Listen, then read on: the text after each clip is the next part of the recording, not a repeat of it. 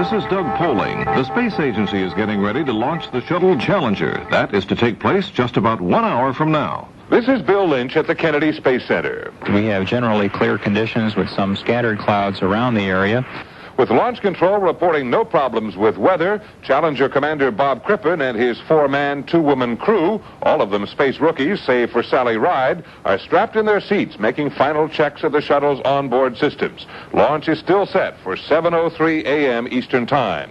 The inertial measurement units, which keep track of the orbiter's position in space, are now being given their final pre-flight alignment.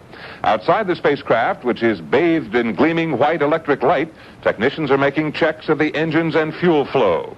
NASA officials have switched the prime European emergency landing site from Zaragoza, Spain, where there are clouds and high winds, to Morón, Spain, where conditions are now described as ideal. That landing strip would be used in the event of engine failure that kept Challenger from reaching orbit. But at T-minus 1 hour, no one anticipates any problems, and the nation's 13th shuttle mission, with its ambitious package of Earth experiments, is set to go. Bill Lynch, CBS News at the Kennedy Space Center. In Moscow, the Soviet Communist Party newspaper Pravda says those 3 Soviet cosmonauts who returned to Earth Tuesday after a record 34 weeks in space feel as though they are recovering from a long illness. The 3 are said to be having some trouble readjusting to the pull of gravity after 238 days of being weightless in space. More news after this. Seconds away from liftoff of Orbiter Challenger. 13th Space Shuttle mission. We'll be bringing to you the final phases of its countdown, which has gone without hitch all throughout the 48-hour period. The weather is in good shape, both at Cape Canaveral and along the coast. Orbiter will be visible as it rockets through the skies. In the Prudon standing by to pick up the count. 1, mark. And we are counting. T-minus 9 minutes and counting under the ground launch sequencer. 9 minutes now from launch of 41G and its 7-person crew. These aircraft at this point have begun their takeoff. Okay, place all your pair plotters online. Mission Control in Houston has turned on the auxiliary data system and the aerodynamic identification package and a recorder that will collect data from those packages during the mission. 8 minutes, 30 seconds and counting. Go ahead. Okay, we're on the radio circuit on our company. Copy. OTC to European certified 953. Thank you.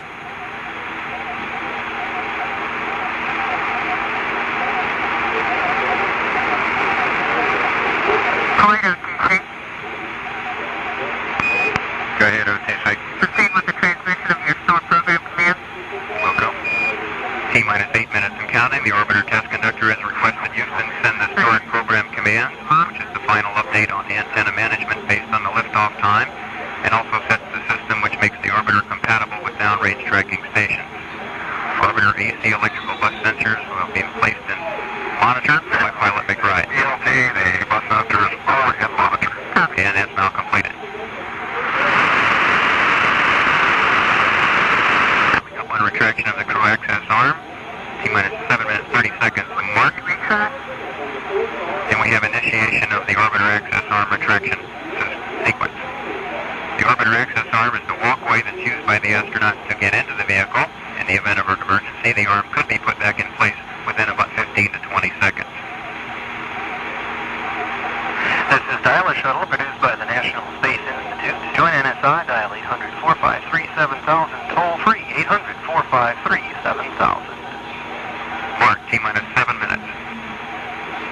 Navy coming back.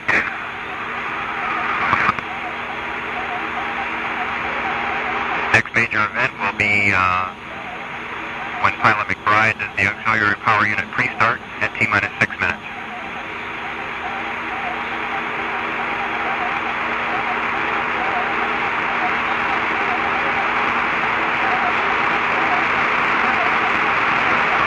Under T-minus 6 minutes, 30 seconds. On television monitors, we can see the orbiter access arm retracting.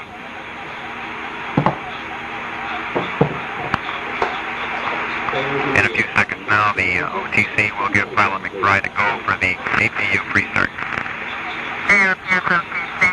5 o'clock. 965. Copy. OTC.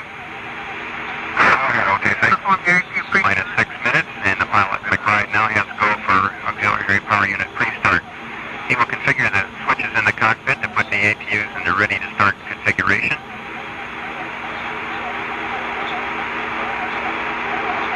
And at T-minus 5 minutes, he will start those APUs. Okay, UTC, BLT, I got 3 gray talkbacks. And he reports that the APU pre-start is complete with 3 good talkbacks. Hi, UTC, transmit DSM 1500. Flight will go. T-minus 5 minutes, 27 seconds. Mission Control has transmitted the signal to start the flight recorders. Two recorders gather information on measurements of shuttle systems performance during the flight running. They'll be played back for evaluation after the mission.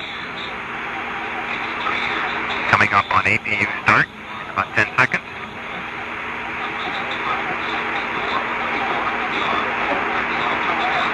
And with all this, Mark, T-minus 5 minutes. Start. We have a go for APU start. Start. Reconfigured. We also have LOX replenish termination and LOX drain back. John McBride is now flipping the 3 remaining switches in the cockpit to start the 3 auxiliary power units.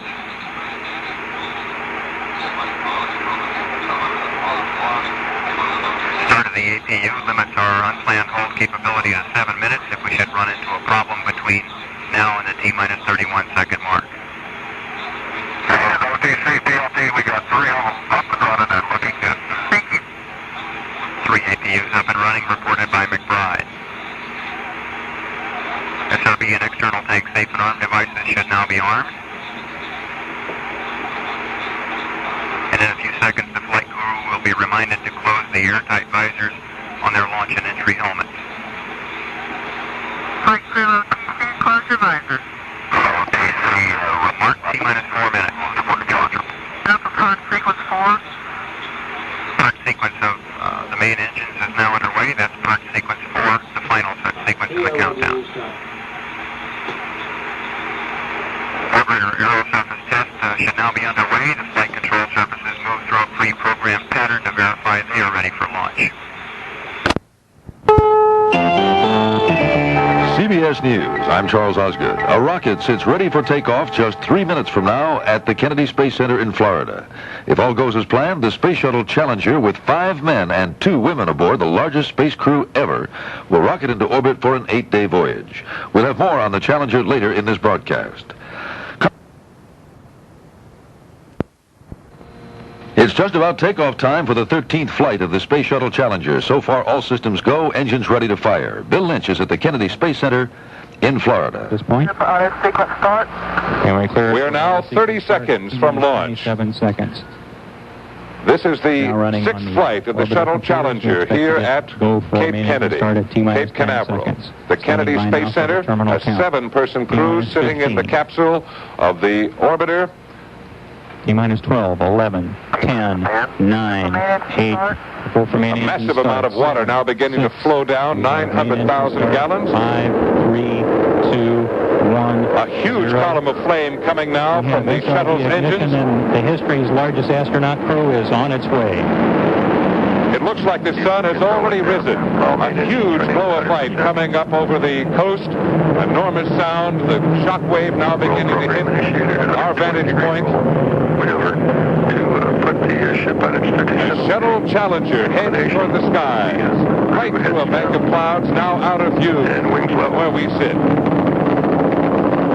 She's on the way. 92%.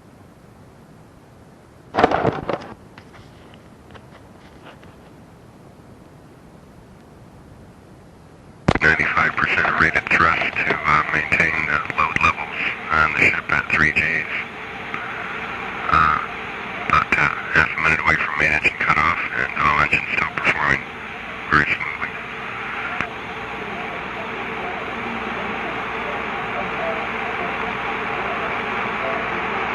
Velocity 23,000 feet per second, altitude 60 miles, distance out range 684 nautical miles. Climb rate of 150 feet per second.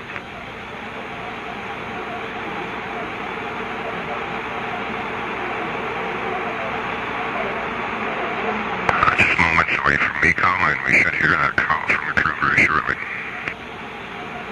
Okay, we got MECO at 25, 750.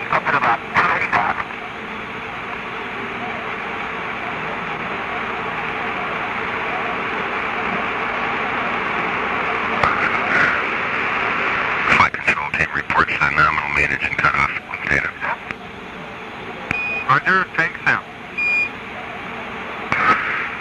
Hey, Crow. Reporting separation of the external tank data in the control center, verifying that event. Mission Commander Bob Crippen now translates Challenger down away from that free flight external tank. Jay Green now going around the room to get flight status for the control team.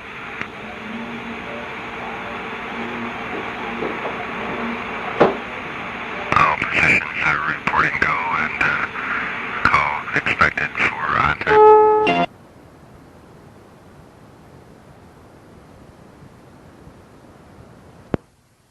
Shut down on time. On APO time.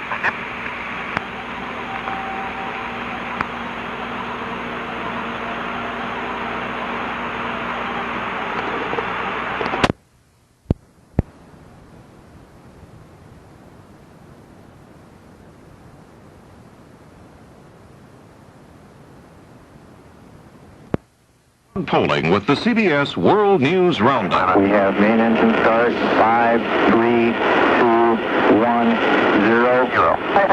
We have SRB ignition, and for history's largest astronaut crew is on its way.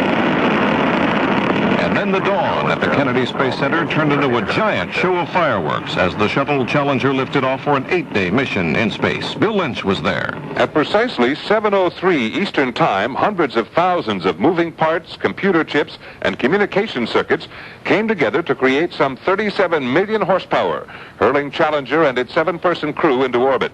After 2 aborted launches on the previous shuttle mission, this is how NASA wants the program to work. And to maintain its 1-a-month launch schedule, it will have to come close to this kind of perfection.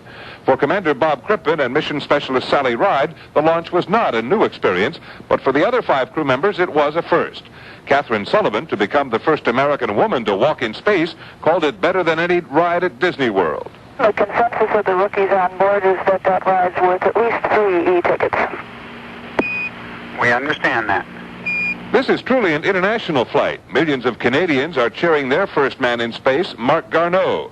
Australians also have an interest in native son Paul Scully Power, the U.S. Navy oceanographer.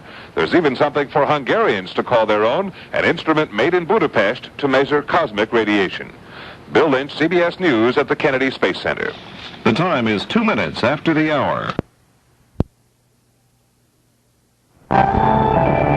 CBS News, I'm Charles Osgood. On time and on target, Space Shuttle Challenger blasted through the dawn of a clear Florida sky and into orbit this morning. The first spin around the globe took Challenger home to British Isles, where Canadian citizen Mark Garneau looked out of the window and saw County Cork, where his family came from. Bill Lynch picks up the story at the Kennedy Space Center. Midway into orbit 2, the Challenger crew has a go-ahead for orbit operations, having opened the cargo bay doors and deployed a radio antenna ahead of schedule. So far, the orbiter systems have checked out fine, with just a couple of minor glitches, as Commander Bob Crippen and crew prepare to unstow cabin gear and get ready for this afternoon's release of a satellite to measure the Earth's radiated energy. The flawless on-time liftoff was a welcome sight for NASA officials who are committed to meeting a tight shuttle timetable. Launch Director Bob Seek. It proves a capability that we've been trying to prove not only to ourselves but to everyone else associated with us, that we can do this job. We think we're off and running on a launch a month, and I'm sure everybody will be watching us in our progress to getting there. When Challenger returns a week from tomorrow, technicians will have barely 8 weeks to get it ready to fly a classified Defense Department payload into orbit in December. Bill Lynch, CBS News, the Kennedy Space Center. Shuttle flight. Just a month after Discovery returned from its inaugural flight, Challenger and a crew of 7 took off from Cape Canaveral this morning on an 8-day mission. Richard C. Huttle at CBS News. CBS News, this is Frank Sevapani. Problems in a matter of hours. The crew aboard the Space Shuttle Challenger is trying now to handle troubles with a satellite launch, as Bill Lynch reports. Astronaut Sally Ride encountered some trouble this afternoon opening the solar panels on the 5,000-pound ERBS, the Earth Radiation Budget Satellite. From inside the crew cabin, Ride attached the ERBS to the shuttle's big remote arm and tried to jar the panels open by rotating it and then coming to a stop, slamming on the brakes in her words, but to no avail. That's not working too well. We're not really seeing any effects of that. I tried it 3 times. hard to get much of a rate build up. Houston then recommended maneuvering the shuttle toward the sun to warm up what may have been a frozen latch or spring. Moments ago, after some more jarring, one pesky panel popped out, and Ride prepared for a deployment 1 orbit later than originally planned. Bill Lynch, CBS News, the Kennedy Space Center.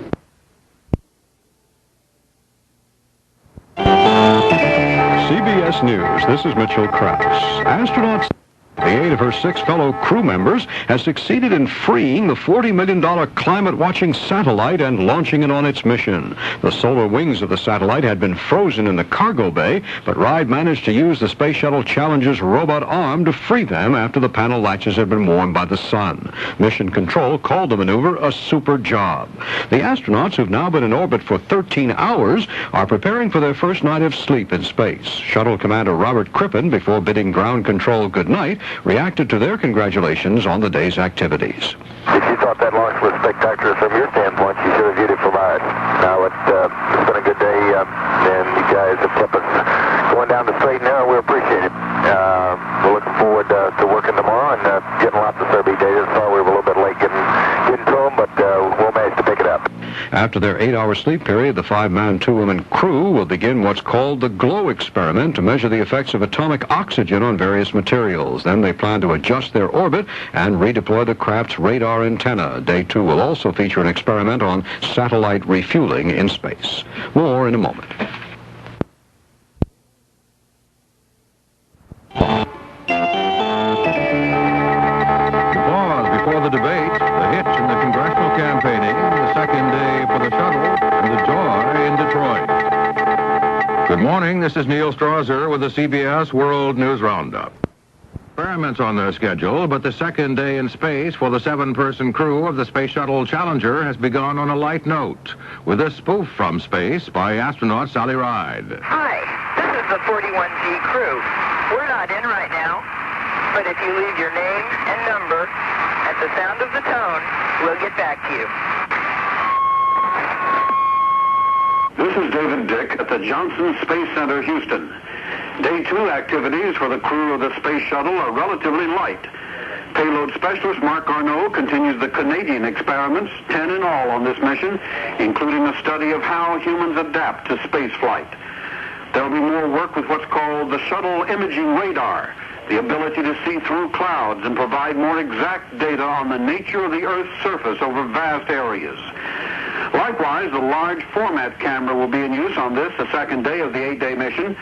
It'll provide high-resolution photographs with an emphasis on the continent of North America, parts of Europe, North Africa, and the Middle East, as well as selected geographic features in the Soviet Union and the People's Republic of China. According to NASA, as a result of these pictures, scientists will know more about storms, flooding, and volcanic eruptions. David Dick, CBS News at the Johnson Space Center.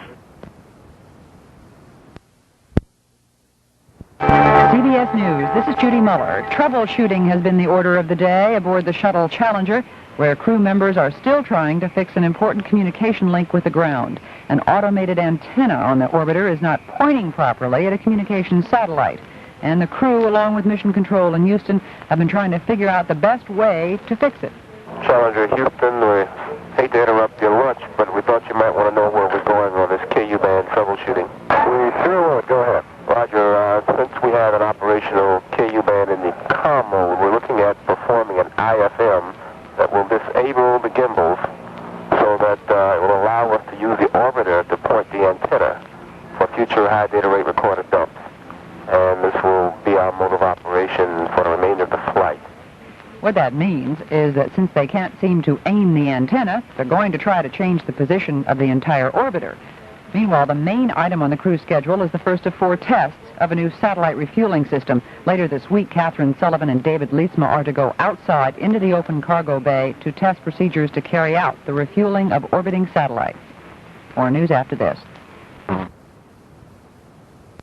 CBS News, I'm Dick Reeves. Deep in preparation, there was this radar antenna that didn't want to do what the crew wanted it to do. NASA spokesman Mark Hess tells what happened. Showing again the versatility of our robot arm, Sally Ride was able to actually nudge the foldable antenna that's in the cargo bay so it would retract properly and latch, so that we could go ahead and perform a maneuver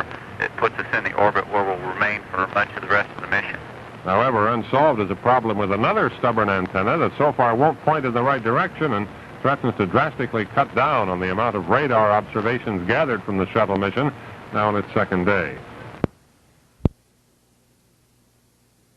CBS News, this is Mitchell Krause. Ride has scored again for the second time in 2 days. Ride used the Space Shuttle Challenger's robot arm to free up a bulky piece of equipment. This time it was a radar antenna. Yesterday it was part of a solar satellite.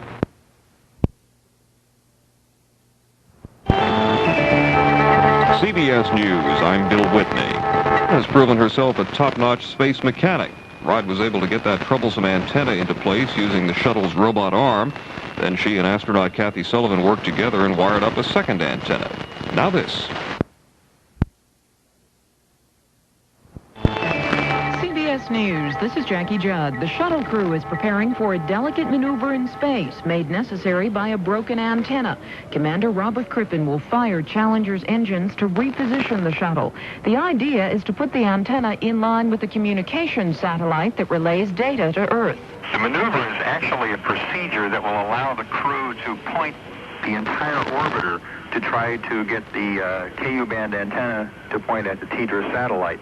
Normally, of course, we slew the KU-band antenna to look at the satellite, much like you turn your head to watch an object while you're riding in a car.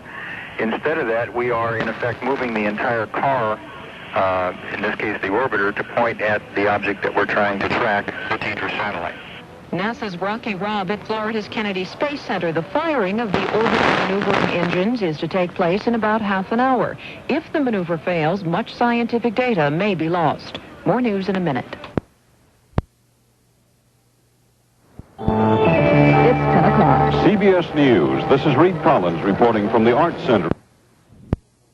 Antennas in the Space Shuttle Challenger's cargo bay are causing some delays. NASA says the spacewalk, originally planned for Tuesday, is being pushed back a couple of days now to Thursday. Officials say that the Earth-scanning radar photography is going so well now that officials have decided not to interrupt it with the spacewalk. More news after this. Candidates debate in Louisville. Mr. Reagan asks, is America better off? Mr. Mondale asks, will we be? Good morning. This is Reed Collins with the CBS World News Roundup, reporting from Louisville, Kentucky. Well, they appear to be under control, and the space agency is hoping the 13th flight of the shuttle will go smoothly from here on out. From the Johnson Space Center in Houston, David Dick has the latest. All systems are doing what they are supposed to do. Those are the words from Mission Control here at the Johnson Space Center. This morning, the Shuttle Challenger is in its 4th day of the scheduled 8-day mission. There was some speculation over the weekend that the duration of the flight might be shortened because of a lot of problems with a bulky antenna on the radar mapping system. And it was beginning to look as if this scientific project could not be carried out satisfactorily. But the crew has managed to work around it. And Mission Control has rescheduled this week's spacewalk from tomorrow until Thursday to give more time for more radar picture taking. The mission is expected to land on schedule on Saturday. David Dick, CBS News at the Johnson Space Center, Houston.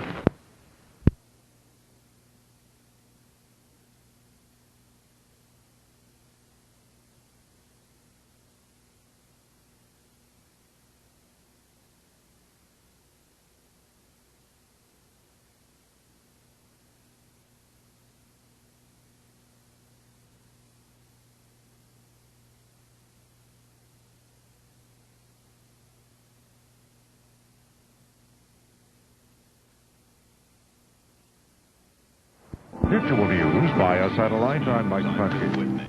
Back late Monday night, NASA reported the disabled radio satellite knocked out early in the day by a solar flare has been put back online. That satellite used by the shuttle to send most communications and all the pictures from the mission back to Earth. The mission could have gone on without the link, but communication would have been spotty. And today, an apology from Mrs. Bush to Mrs. Ferraro. And rebels win offer from President Duarte.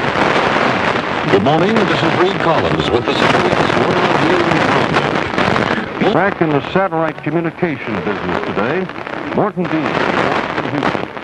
All day yesterday, the Challenger was unable to make use of a vital communications link with the ground. This morning, though, the news was good. Challenger, Houston. Good morning. Good morning. We're home this morning. You guys got your satellite fixed. Roger that. The revitalized Tetra satellite is on station 22,000 miles above the shuttle. The main theory is that it had been stunned by some sort of shock from the sun. Without the satellite, the shuttle's ability to transmit many hours of data to the ground would have been crippled, the success of the mission severely diminished. Another problem yesterday, in a day plagued by troubles, was the temperature in the spacecraft's cabin. It reached over 90 degrees. Mighty work and living space. Efforts to control the temperature succeeded in bringing it down to 86 at bedtime last night and down to 81 degrees at wake-up time this morning. Gordon Dean, CBS News, Johnson Space Center, Houston. In addition to the cabin thermometer, the sweltering 7 are keeping an eye on a whirling eye off the Bahamas. Tropical storm Josephine is moving toward Florida and could become a factor in the planned shuttle landing, which now is slated for Saturday at the Cape.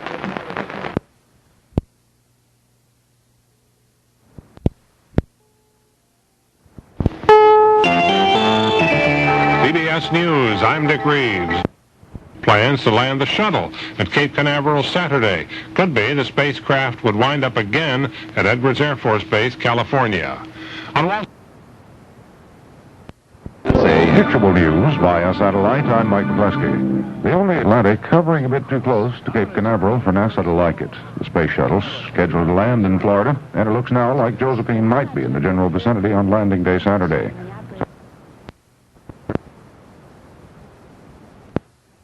El Salvador's guerrillas get ready for negotiations with President Duarte. The storm named Josephine may yet interfere with the flying machine. Good morning, this is Reed Collins with the CBS World News Roundup. The flying machine may be on a collision course. The hurricane named Josephine is drifting through the Bahamas toward Florida, where the space shuttle is scheduled to land on Saturday. Indirectly, the storm may have an effect also on tomorrow's first spacewalk by the American woman, Kathryn Sullivan. The hurricane won't be a direct effect on the spacewalk. What we're determining to do right now is whether or not to move the spacewalk back today. And the reason for this would really be to get more imaging radar data. And by moving the spacewalk later, we can actually do that. Another factor to consider is the hurricane, of course. That may affect the end of the mission time. And people in Houston are now discussing whether or not to land one day later. That would be on Sunday if they decide to do that. And that would be partially due to the hurricane and also partially due to the additional imaging radar data. The imaging radar takes a picture of the Earth's surface and what it is.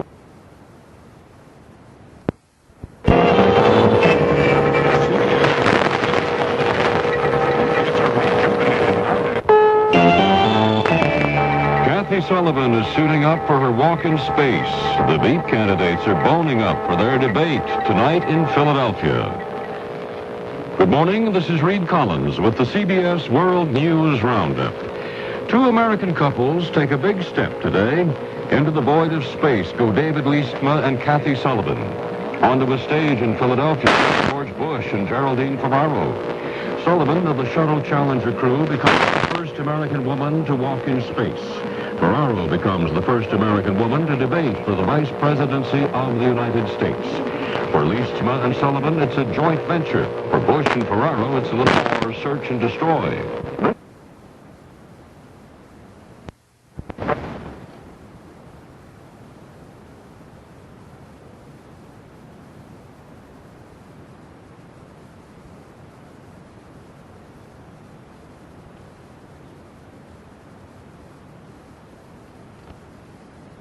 On the ground, NASA spokesman Mitch Barnes told us what they'll be doing during the 3.5 hours outside. The Fair will immediately go to work at the refueling, simulated refueling of a satellite in space. This operation should take about 3 hours, and then the crew will go ahead and stow away the Sir-B antenna experiment. Just simply button down the hatch on that. And then they're going to go ahead and tie up the KU band antenna and just secure it for re-entry. Sullivan and Riensma will be attached to the ship by a tether throughout their spacewalk. More news after this. Clock. CBS News, I'm Richard C. Hottle. I love it. That was the voice of a free spirit, an almost free spirit in outer space, the sentiments of Kathryn Sullivan. I love it. 18 minutes ago, David Leitsma left the Space Shuttle Challenger. 4 minutes later, Sullivan followed, the first American woman to walk or at least maneuver in space. The two will be out there for 3.5 hours testing a refueling technique to breathe new life into spent satellites. They are in no danger of drifting away. They're attached to 50-foot safety lines and bundled in $2 million space suits. More news after this. Exactly 12 noon. CBS News, I'm Christopher Glenn. Opening. CBS News, I'm Douglas Edwards. He's the chair.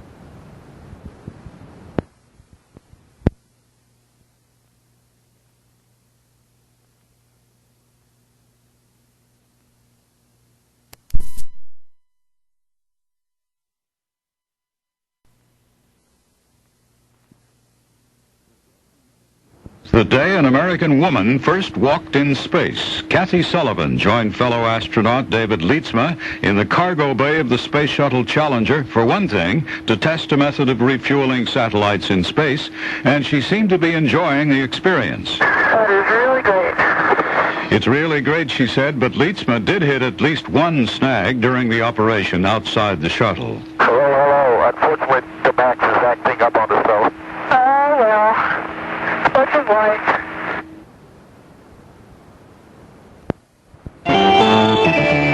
CBS News, I'm Christopher Glenn. Astronauts Kathryn Sullivan and David Leitsma seem to have had a good time on their spacewalk, just now coming to a close. They were out in the Shuttle Challenger's cargo bay for more than 3 hours, practicing techniques which will let future crews refuel spent satellites on orbit. Leitsma could be heard humming to himself, while Sullivan, America's first space-strolling woman, exclaimed, "This is really great," several times. A little while ago, NASA spokesman Terry White told us more about their activities. Dave Leitsma and Kathryn Sullivan are still outside Challenger, completing or nearing completion of installing the bypass plumbing in the hydrogen fuel transfer system in the aft part of the payload bay. Later on, after they complete that task, they will stow the K-band antenna that went belly up on about day 2 of the flight. The flight itself is nearly over now. Tomorrow is Buckle Up Day, and landing is scheduled for Saturday back at the Kennedy Space Center in Florida. More in a minute. Yeah! CBS News, this is Mitchell Krause.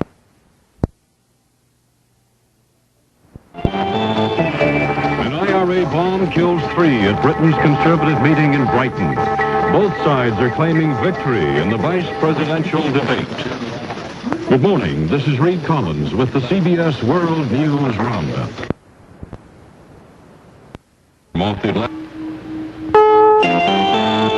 CBS News, I'm Richard C. Hottle. It hasn't...